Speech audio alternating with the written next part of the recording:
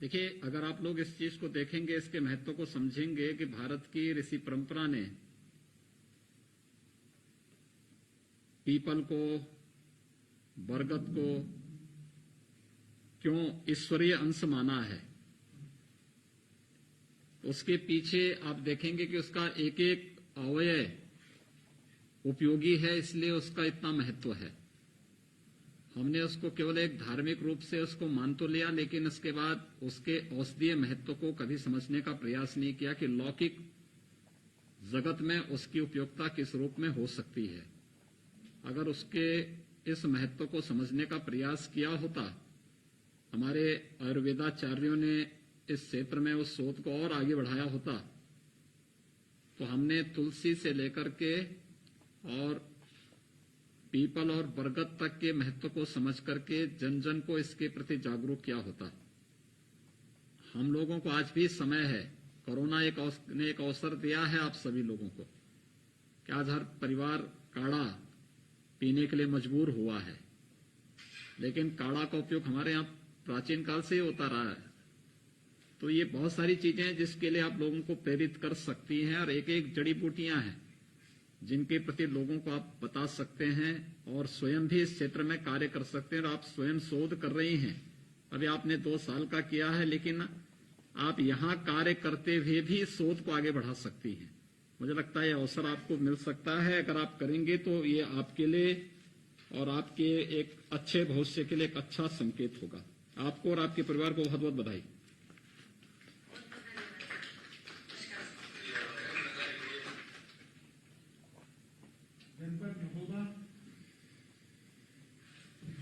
नमस्कार सर, मैं district magistrate Mahoba बोल रहा था। डॉक्टर अमिता सिंह बात करेंगे। प्रणाम माननीय मुख्यमंत्री जी, मैं डॉक्टर अमिता सिंह, चिकित्सा अधिकारी, राष्ट्रीय आयुर्वेदिक चिकित्सालय कुटाई महोबा। अमिता जी, आपने क्या किया है? सर, मैंने मेरा बीएमएस बनारस हिंदू यूनिवर्सिटी से कंप्लीट किया 2015 में। हाँ। उसके बाद मैंने 2016 में एमएस प्रसूति बनारस हिंदू यूनिवर्सिटी से ज्वाइन किया था, जो 2019 में कंप्लीट हुआ। कंप्लीट होने के बाद आप अब यहाँ पे महोबा में सेवा दे रही हैं। जी सर। आप रहने वाले वहीं के हैं? नहीं सर, मेरा चित्रकूट है। आप चित्रकूट में तो यहाँ रहते भी हैं कि केवल जो है यहाँ कभी कभी शकल दिखाने के लिए आती हैं? सर, रहती हूँ, हर पार को रह करके वहां से जाती हूँ। वहां पे रह करके अपने वहां पर पूरी सेवा दे रहे हैं ना? जी सर। देखिए, आपने तो एक बहुत प्रतिष्ठित संस्थान से अपनी डिग्री ली है और इस क्षेत्र में आप बहुत अच्छा काम कर सकती हैं, बहुत अच्छा काम कर सकती हैं। देखिए, भारत हमारी परंपरा में तो आयुर्वेद घर घर में था। आपके पास तो डिग्री है, और घर घर में था। दादी के नुस्खे यही थे ना कि सामान्य जो छोटी बीमारियां होती थी या जो ऋतु परिवर्तन के कारण तमाम प्रकार के रोग होते थे, इन सभी में दादी के नुस्खे ही काम आते थे। तभी बड़े बड़े हॉस्पिटल नहीं थे। उन सभी के बारे में आप लोग अच्छा काम कर सकते हैं। देखिए, सीखने की कोई उम्र नहीं होती है। व्यक्ति किसी भी उम्र में अच्छा काम कर सकता है। तो क्या आप जब महोबा में रहते होंगे तो महोबा और उसके आसपास के क्षेत्र में, बुंदेलखंड इस क्षेत्र में काफी समृद्ध है। चित्रकूट और उसके आसपास के क्षेत्र में इस प्रकार की बहुत सारी संभावनाएं हैं। क्या कभी आपने इसके प्रति कोई अपना जो है इधर भी आपने सोचने का प्रयास किया है कि आयुर्वेद की इस विधा को और समृद्ध करने में आपका क्या योगदान हो सकता है? जी सर। कुछ करेंगे आप लोग इस क्षेत्र में? सर मैं हाँ, हाँ सर, चिकित्सा शिविर लगा करके लोगों के बीच में जागरूकता देखिए, ये तो सरकार के कार्यक्रम हैं। सरकार के कार्यक्रम के अलावा आयुर्वेद के विस्तार और उसके प्रचार प्रसार के लिए भी आप लोग बहुत बड़ा काम कर सकते हैं। जी सर। देखिए, उन औषधीय मूलों को ढूंढना देखिए, हमारी परंपरा क्या कहती है, बहुत स्पष्ट कहती है, ये मूल दिखाई देते हैं जिसको बहुत बार हम खरपतवार मान करके फेंक देते हैं। इन सब में औषधीय गुण है, हर एक में। उसको ढूंढने की आवश्यकता है। क्या उसको ढूंढने का प्रयास या कभी आप लोगों ने चिन्हित करने का प्रयास किया? हाँ सर, देखिए, और इसके अलावा हम लोग बहुत सारी ऐसी जो आसपास ग्रो होने वाली ऐसे दूर्वा है, उसका हम लोग यूज अपने कॉलेज में भी करते थे। निम्ब है सर, वो आसपास मिल जाता है बहुत इजीली, उसका यूज भी करते हैं।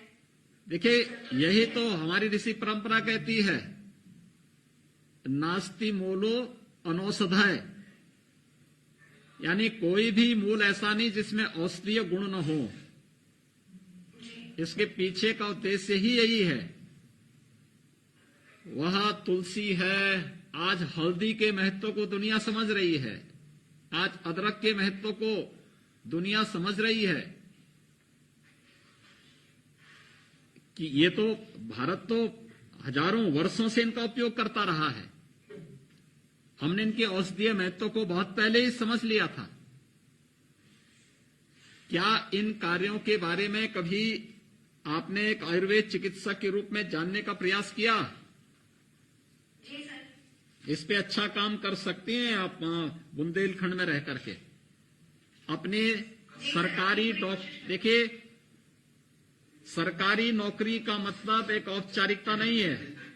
आप सरकारी ड्यूटी करने के बाद जो समय बचता है, इस समय का उपयोग कर सकती हैं और इस समय का उपयोग करके आयुर्वेद की बहुत बड़ी सेवा कर सकती हैं। आप बहुत बड़ी सेवा कर सकती हैं, करेंगे तो अच्छा रहेगा। बहुत बहुत बधाई आपको और आपके परिवार के सदस्यों को।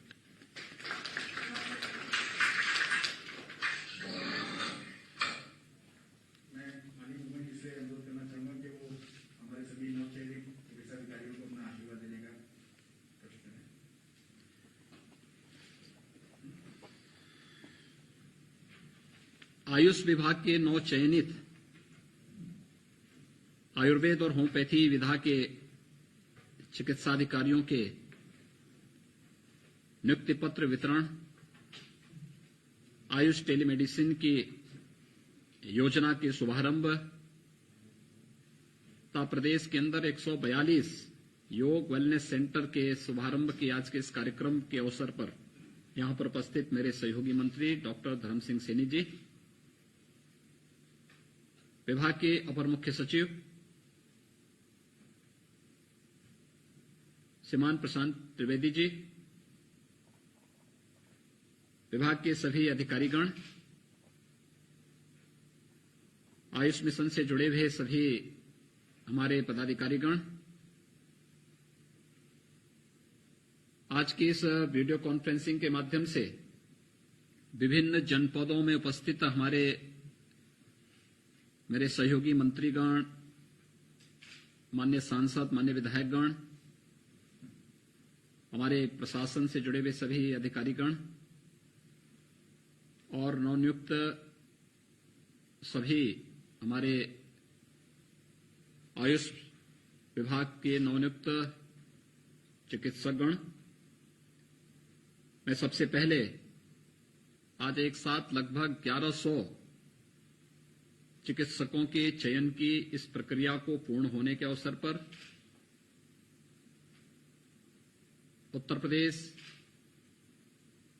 लोक सेवा आयोग के अपने अधिकारियों को हृदय से धन्यवाद देते हुए आयुष विभाग को इस बात के लिए अभिनंदन करता हूं कि इन्हें एक साथ 1100 चिकित्सक मिले हैं और उन्होंने जिस तत्परता के साथ नियुक्ति पत्र वितरण के साथ इनको नियुक्ति की प्रक्रिया को आगे बढ़ाया है, यह प्रदेश के आयुर्वेद और होम्योपैथी चिकित्सा क्षेत्र में अपने कैरियर को आगे बढ़ाने वाले हमारे इन युवाओं के लिए एक अवसर के रूप में है। मैं इसलिए विभाग को धन्यवाद देते हुए सभी 9 चयनित चिकित्सकों का हृदय से अभिनंदन करता हूं, उन्हें बधाई देता हूं। वास्तव में आयुष मिशन भारत की परंपरागत चिकित्सा पद्धति को प्रेरित और प्रोत्साहित करने का एक बहुत अच्छा माध्यम है। कोरोना कालखंड ने तो हम लोगों को भारत की परंपरागत चिकित्सा विधा के बारे में सोचने के लिए मजबूर भी किया है। आप देखते होंगे, आप सभी के घर में कोई मेहमान आता होगा या कोई आपका निकट का शुभचिंतक या मित्र आता होगा। आज से 1 वर्ष पहले ये स्थिति थी कि कोई आता था, अगर आपने चाय के लिए नहीं पूछा तो नाराज होता था। आपने उसे अच्छे पकवान नहीं खिलाए तो उसमें नाराजगी देखने को मिलती थी। अगर आपने उससे पहले कभी काढ़ा के बारे में किसी परिवार ने एक चर्चा भी कर दी तो लोगों को माना जाता था कि ये व्यक्ति की सोच बहुत पुरानी सोच है। लेकिन आज कोरोना ने हम सबको जब बचाव का एक मौका दिया, तो आप कहीं भी चले जाइए, किसी भी स्थान पे चले जाइए, वह किसी का अपना घर हो, किसी का कार्यालय हो, किसी का कोई संस्थान हो, किसी सरकारी ऑफिस में चले जाइए, किसी विद्यालय, महाविद्यालय, विश्वविद्यालय में चले जाइए, वहां पे मैं हर एक स्तर पर, एक ग्राम पंचायत की बैठक से लेकर के और नीति आयोग की बैठक तक, हर एक स्तर पर अगर आज के दिन पे सबसे अधिक मांग हो रही है तो आयुर्वेद के काढ़ा की मांग होती है कि साहब हमें चाय नहीं, कॉफी नहीं, दूध नहीं और भी नहीं, हमें चाहिए काढ़ा, यानी काढ़ा की मांग। और एक काढ़ा आयुर्वेद की पद्धति में आज से नहीं, हजारों वर्षों से इसका उपयोग किया जाता रहा है। ऋतु परिवर्तन के साथ इसका सेवन करने की प्रेरणा प्राचीन काल से, और इसमें खासतौर पर तुलसी का काढ़ा तो एक सामान्य घर घर में पिया जाने वाला एक आयुर्वेद का एक पेय है। तुलसी ताजी मिले ठीक, सूख जाती है, उसके पत्तों को सुरक्षित लोग रखते हैं और उसका फिर उपयोग करते हुए उसके काढ़े का सेवन करते हैं। यानी आयुष के प्रति, चाहे वह आयुर्वेद हो, यूनानी हो, होम्योपैथी हो, सिद्धा हो, यानी इन सब के बारे में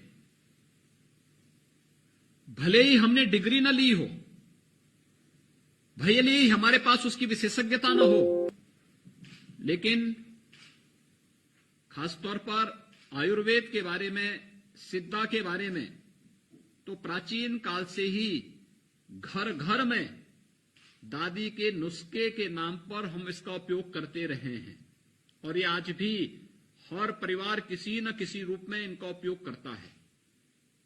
हमारे यहां हल्दी का उपयोग, कौन ऐसा भारतीय होगा जो अपने घर में भोजन में हल्दी का उपयोग या अदरक का उपयोग या हींग का उपयोग न करता हो। भाई हींग गर्मियों में नहीं सेवन करते, सर्दी प्रारंभ होने के साथ हींग का उपयोग करते हैं। छोटी सी हींग में कोई स्वाद नहीं, लेकिन उसकी औषधीय गुण के कारण भारत प्राचीन काल से इसका उपयोग करता रहा है। हल्दी में कोई स्वाद नहीं, वो तीक्ष्ण है, लेकिन औषधीय गुण के नाते हम लोग हर सब्जी में इसका उपयोग करते रहे हैं।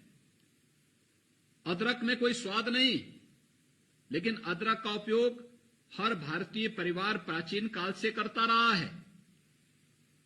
और जब हम करते थे, हमारे पूर्वज इसका सेवन करते थे, दुनिया हमें पिछड़ा मानती थी।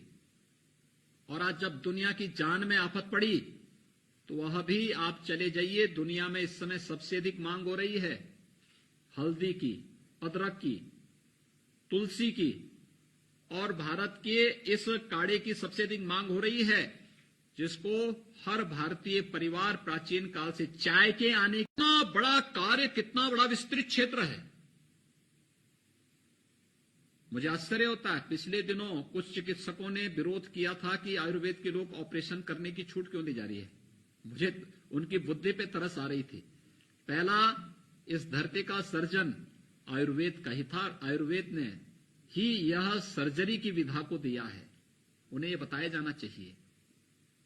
लेकिन चूंकि आयुष के साथ, मिशन के साथ जुड़े हुए, चाहे वह आयुर्वेद के हों, यूनानी के हों, सिद्धा के हों, होम्योपैथ के हों, ये परंपरागत जो चिकित्सा पद्धति रही है, इससे जुड़े हुए लोगों ने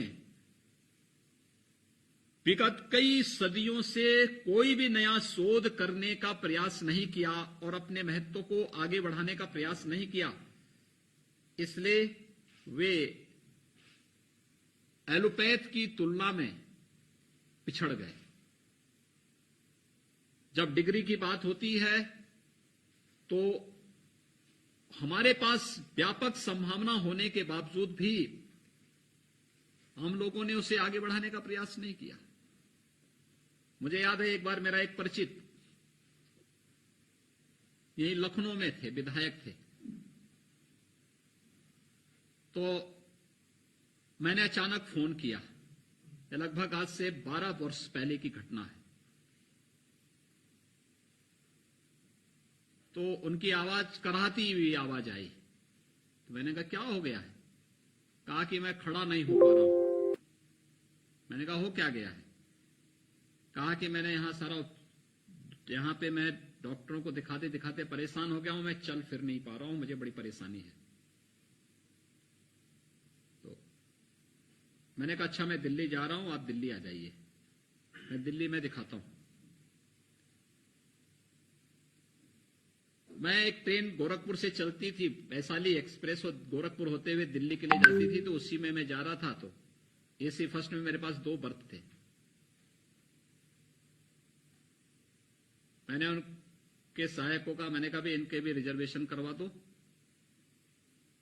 और लखनऊ में इनको लेकर के आओ, मेरे साथ दिल्ली चले जाएंगे, दिल्ली में मैं इनकी व्यवस्था कराता हूं।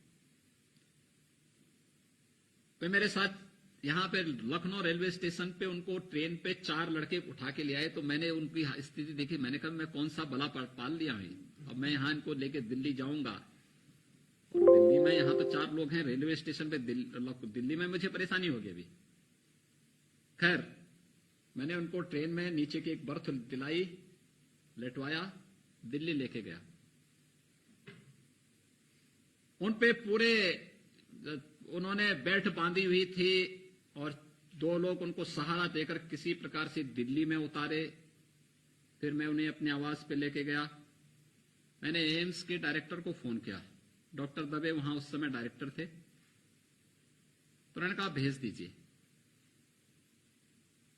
भेजने के बाद जब मैंने वहां दिल्ली एम्स लेके गया, तो एम्स में ले जाने के बाद डॉक्टर ने कहा इनको छोड़ दो, अपने हाथों से चलने दो। उन्होंने कहा नहीं गिर जाऊंगा मैं।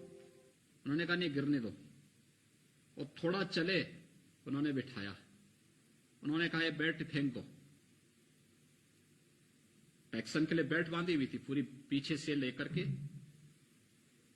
तो उन्होंने कहा मैं 6,000 रुपए में ले आऊं। अरे इसकी कोई कीमत नहीं, आपको विकलांग बना दी गई बेल्ट। उन्होंने केवल 2 टैबलेट दी। कहा ये केवल पेन के लिए मैं दे रहा हूं, तो उपचार के लिए नहीं, और इनको आप लेके जाइए। मुझे उन्होंने कहा योगी जी आप इनको 1-2 आसन बता दीजिए, जब ये पेन इनका समाप्त हो जाएगा इनको केवल भुजंग आसन करवाइए और इनको 1-2 अन्य कुछ क्रियाएं करवा दीजिए, ये ठीक हो जाएंगे। आप देखेंगे उसके बाद एकदम स्वस्थ हो गए। यानी बेल्ट फेंक दी, दवा सारी बंद कर दी, और हमने इसके महत्व को कभी समझने का प्रयास नहीं किया, कभी नहीं किया। और उसका परिणाम है कि हम लोग केवल दूसरों के द्वारा जो सब्ज बाग दिखाए जाते हैं, प्रचार किए जाते हैं, उसके पीछे भागते हैं। जितनी व्यापक संभावनाएं हैं, और खासतौर पर आयुर्वेद, योग एंड नेचुरोपैथी में ये 142 योग एंड वेलनेस सेंटर जो खोले जा रहे हैं, यहां पर हमने योग प्रशिक्षक को 27,000 रुपए और उनके सहायक को 10,000 रुपए मासिक देने की प्रक्रिया भी प्रारंभ की है। और मैं चाहूंगा कि इसको व्यवसाय न बनाकर के एक मिशन मोड में वे लेकर के चले। इसमें ईमानदारी पूर्वक वे लोग कार्य करेंगे, इनके कार्यों की समीक्षा होगी, समीक्षा के अनुसार फिर उनके कार्यकाल को आगे बढ़ाने का कार्य भी होगा। और मैं बोलूंगा आयुष मिशन से जुड़े हुए लोगों को कि अभी से इसकी तैयारी करें। दूसरा, आयुर्वेद और होम्योपैथ के जिन चिकित्साधिकारियों की आज तैनाती हो रही है, इसको केवल एक सरकारी नौकरी मानकर के औपचारिकताएं बंद कर दें। आपके ऊपर बहुत बड़ी जिम्मेदारी है, और बड़ी जिम्मेदारी ये कि केंद्र और प्रदेश सरकार ने आप पर एक बहुत बड़ा विश्वास किया है। कई वर्षों के बाद 1100 चिकित्सक एक साथ आ रहे हैं, जिन्हें अभी हमारे जनप्रतिनिधिगण अलग अलग जनपदों में नियुक्ति पत्र वितरित करेंगे। लेकिन आप लोग अपनी सरकारी सेवा को करने के बाद 5 घंटे 6 घंटे की अपनी शासकीय सेवा को वहां पर देने के साथ ही आयुर्वेद और होम्योपैथ दोनों क्षेत्र में जो व्यापक संभावनाएं हैं, जो मैंने भी कहा कि पहले भी मैंने कहा, भारत की ऋषि परंपरा इस बात को कहती रही है कि कोई भी ऐसा मूल नहीं, यानी कोई भी ऐसा जड़ नहीं, जड़ी नहीं, ऐसी कोई भी जंतु नहीं जिसमें औषधीय गुण न हो। केवल एक योग्य योजक की आवश्यकता है। उस योजक के रूप में, एक चिकित्साधिकारी के रूप में आपकी नियुक्ति दी जा रही है। आयुर्वेद उसी विधा का एक आपको चिकित्साधिकारी के रूप में नियुक्ति पत्र दे रहा है। होम्योपैथ पूरी की पूरी विधा उसी पर आधारित है, यानी प्लांट पर ही आधारित पूरी विधा है, कोई अलग से उसमें नहीं होना है। और इतनी सात्विक विधा होने के बाद भी हम लोग इसके प्रति जो हमारा एक भावनात्मक लगाव होना चाहिए वह नहीं बन पाता है। हम इसको केवल सरकारी नौकरी प्राप्त करने तक इसको सीमित कर लेते हैं। जब तक किसी को आप मिशन मोड में नहीं लेंगे, किसी कार्य को जीवन में भले ही आपने एक स्थान प्राप्त आप कर लेंगे, लेकिन इसके बाद की स्थिति बड़ी भयावह होगी। आप सोचिए, पिछले 25 वर्षों में सबसे बड़ी नियुक्ति है आयुर्वेद की, आयुर्वेद और होम्योपैथ के क्षेत्र की। और इस क्षेत्र में जो आपको ये नियुक्ति की प्रक्रिया के साथ जोड़ा जा रहा है, एक चिकित्साधिकारी के रूप में आप अपने फील्ड में बेहतरीन प्रदर्शन कर पाएंगे, यह उम्मीद एक तो शासन आपसे रखता है। दूसरा, हम परंपरागत चिकित्सा पद्धतियों के प्रति कुछ कार्य कर सकेंगे तो मानव कल्याण का एक बहुत बड़ा मार्ग प्रशस्त होगा। तीसरा, हेल्थ टूरिज्म का एक नया डेस्टिनेशन आप योग एंड वेलनेस सेंटर को और आयुर्वेद के केंद्रों को, सिद्धा, यूनानी और होम्योपैथ के केंद्रों को बना सकते हैं। सीखने की एक तमन्ना निरंतर होनी चाहिए। आपका जो कार्य क्षेत्र होगा वहां पर या उसके आसपास के क्षेत्रों में ऐसे लोगों की सूची बनाइए जिनके पास इस फील्ड की जानकारी पहले से है। परंपरागत ज्ञान, बहुत सारे लोगों के पास डिग्री नहीं होगी लेकिन परंपरागत ज्ञान की जानकारी होगी। आज भी आप देखते होंगे गांव में बहुत सारे ऐसे लोग हैं या बहुत सारे बुजुर्ग ऐसे हैं जो जड़ी बूटी के बारे में जानकारी लेते हैं।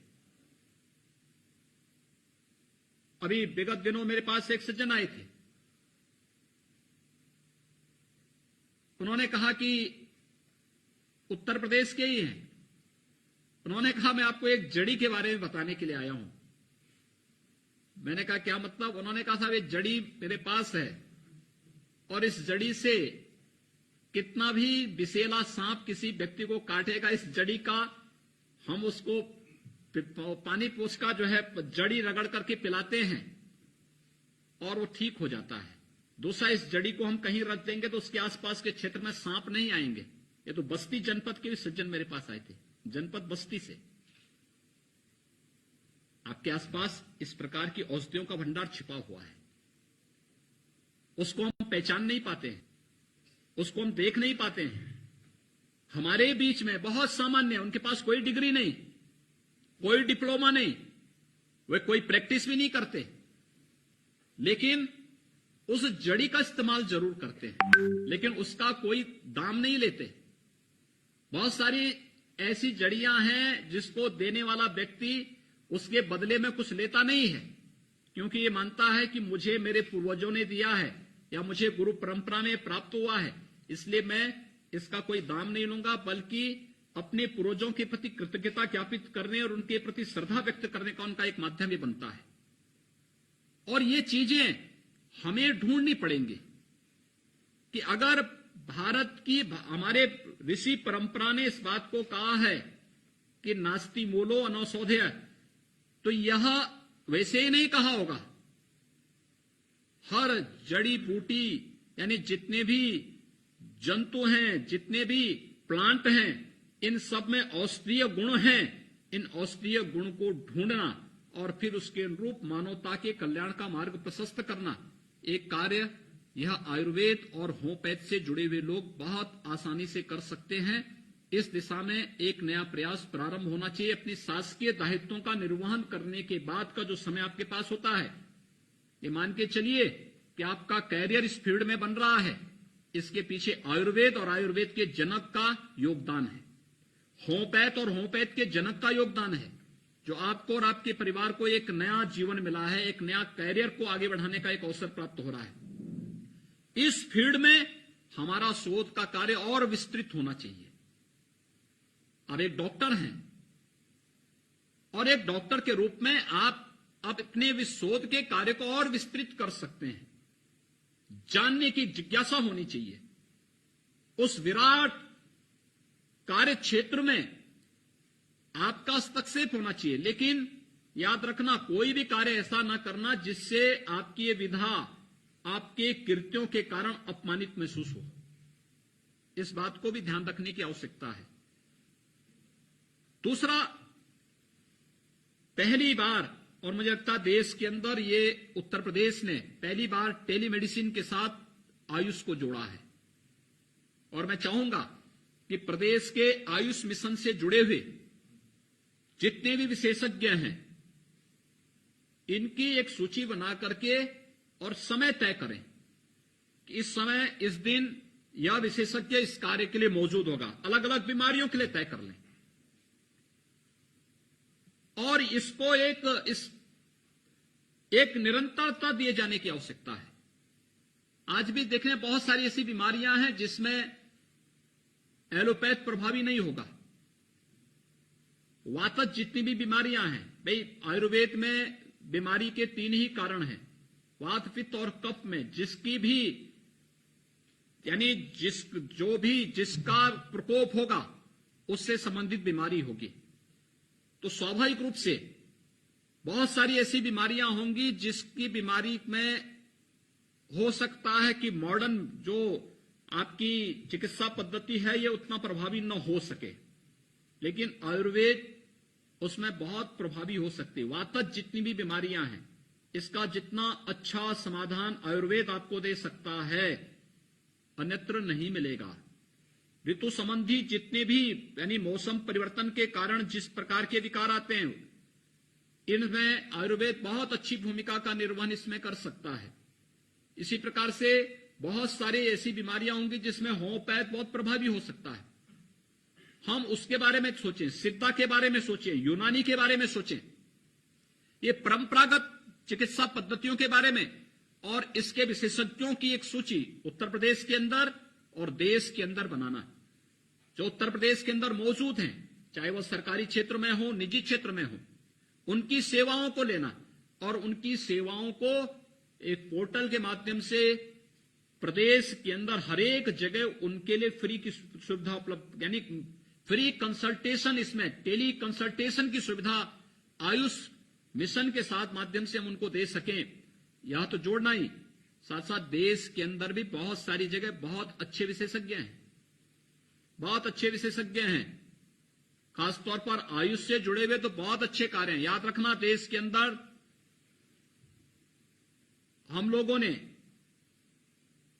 हेल्थ टूरिज्म का जो बहुत अच्छा कॉन्सेप्ट देखा है, ये योग, आयुर्वेद एंड नेचुरोपैथी के माध्यम से इस देश के अंदर आया है। और जहां पे लोगों ने इसको मिशन मोड में लेके काम प्रारंभ किया है, वहां पे उन्हें सफलता प्राप्त हुई है। और बहुत अच्छे अच्छे विशेषज्ञ आपको देश के अंदर मिलेंगे, उनकी भी सूची बनाना, उनके साथ एक संवाद स्थापित करना और फिर प्रयास होना कि साप्ताहिक, पाक्षिक या मासिक उनके कंसल्टेशन प्रदेशवासियों को प्राप्त हो सके। इसके बारे में भी हमें इस टेलीमेडिसिन की इस व्यवस्था के साथ उन सबको जोड़ना और इसका लाभ प्रदेशवासियों को देना, इसके साथ हमें करना पड़ेगा। तीसरा, योग एंड वेलनेस सेंटर। ये योग and wellness centre health tourism का एक नया डेस्टिनेशन यूपी के अंदर बनेगा और मैं चाहूंगा कि इसके लिए जो हम लोगों ने योग विशेषज्ञ और उनके सहायक के रूप में जिन लोगों को वहां पे नियुक्ति दिया है, एक तो इनकी ट्रेनिंग, दूसरा इनके कार्यों की निरंतर मॉनिटरिंग, ये लोग वहां पर जो कार्य करें ये अवेयरनेस के बारे में करें और योग के बारे में सही जानकारी इनको होनी चाहिए। याद रखना, योग और व्यायाम में एक सामान्य मूलभूत अंतर होता है। जब हम योगिक क्रियाओं को करते हैं तो योगिक क्रिया में व्यक्ति श्वास अंदर खींचता है, व्यायाम में श्वास बाहर फेंकता है। योग की क्रिया स्थिर और सुखपूर्वक संपन्न होती है, आनंददायक होती है। व्यायाम में व्यक्ति अपनी अधिक से अधिक ऊर्जा बाहर की ओर फेंकता है और इस बात पे ज्यादा उसका फोकस होता है कि मेरे कितना मैं पसीना अपना निकाल लूं। योग की क्रियाओं में बहुत स्थिर और सुखपूर्वक ये सारी क्रियाएं संपन्न होती हैं।